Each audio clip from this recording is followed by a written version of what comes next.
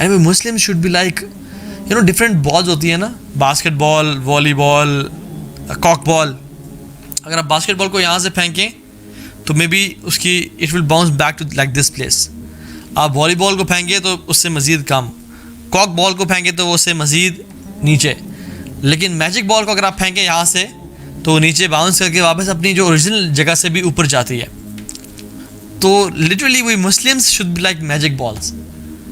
جب ہم سے کوئی گناہ ہو جائے, جب ہم اپنے کسی جگہ سے گر جائیں تو توبہ استغفار اتنی کثرت سے کریں, اتنی زیادہ کریں اور اتنے زبردست طریقے سے ریپینٹ کریں کہ اللہ تعالیٰ آپ کو اپنی اوریجنل پلیس سے بھی اٹھا کے اوپر لے جائے اور اللہ تعالیٰ آپ کو بخش دے اور معاف کر دے.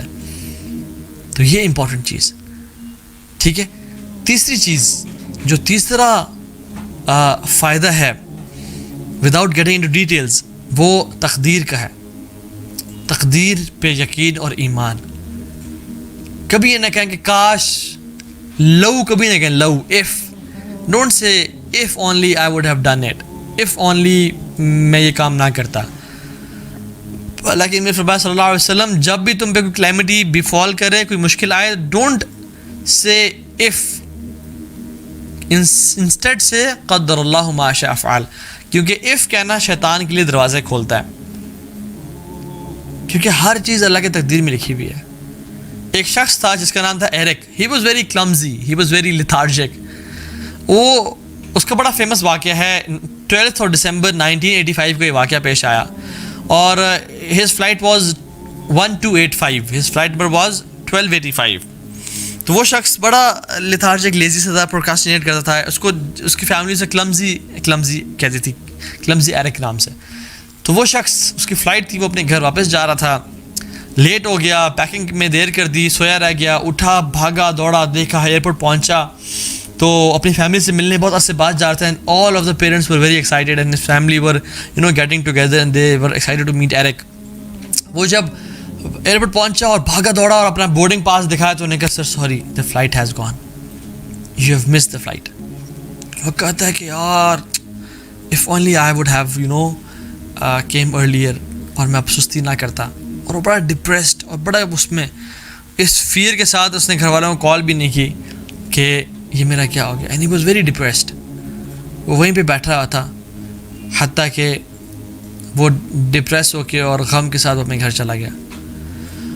اب جب اس نے ٹی وی آن کیا تو دیکھا the same flight 1285 crashed. the same flight crashed. اور سبحان اللہ, اس کی لیزینس نے اس کو اس فلائٹ سے بچا لیا. I'm not saying to be lazy, I'm saying to have faith in the تقدیر of اللہ سبحانہ و تعالیٰ. never say اگر میں یہ کام کر لیتا, کیونکہ اللہ کے ہر فیصلے میں بہتری ہوتی ہے. آپ سٹوری آف خضر اور موسیٰ دیکھ لینا علیہ الصلوۃ والسلام. اس میں کیا ٹیچ کیا دیا جا رہا ہے کہ جو تم سمجھتے ہو وہ ضروری نہیں ہے کہ وہ ٹھیک ہو. اب وہ جن کی ماں باپ کے بچے کو قتل کر دیا, وہ فاسق اور فاجر ہوتا, بڑا ہو کے اپنے ماں باپ کو تکلیف پہنچاتا, لیکن ماں باپ کیا کہہ رہے ہوں گے اس کے کہ ہائی یہ کیا ہو گیا, یہ کاش نہ ہوتا. لیکن اللہ کے ہر فیصلے پہ ہمیں بھروسہ ہونا چاہیے. جس کی شپ میں وہ ہول کر دیا تھا وہ شخص, تو وہ بڑا موسیٰ علیہ السلام غصہ آ گیا کہ یہ کیا کیا آپ نے. لیکن اس کی پیچھے حکمت کیا تھی کہ وہ آگے ایک جو ظالم اور جابر حکمران تھا, وہ ساری شپس کو لے رہا تھا جن میں نقص نہیں تھا. تو جو بھی مسائل, جب بھی دنیا, when life throws stones at you, pick them up and build your glory and faith, اور اللہ کی تقدیر پہ ایمان لائے. کیونکہ جو بھی اللہ کی تقدیر پہ ایمان لے کے آتا ہے نا, اور اللہ تعالیٰ کے سامنے سبمٹ کر دیتا ہے اپنے یقین اور فیتھ کو, آپ یقین جانیں اللہ تعالیٰ اس کے لیے بہت آسانیاں پیدا کر دیتا ہے. میں اس پہ ڈیٹیل میں بات نہیں کروں گا کیونکہ میں آلریڈی اس ٹاپک پہ بات کر چکا ہوں, وچ از انڈرسٹینڈنگ تقدیر, اور آپ انشاءاللہ اس لیکچر کو جا کے دیکھ سکتے ہیں.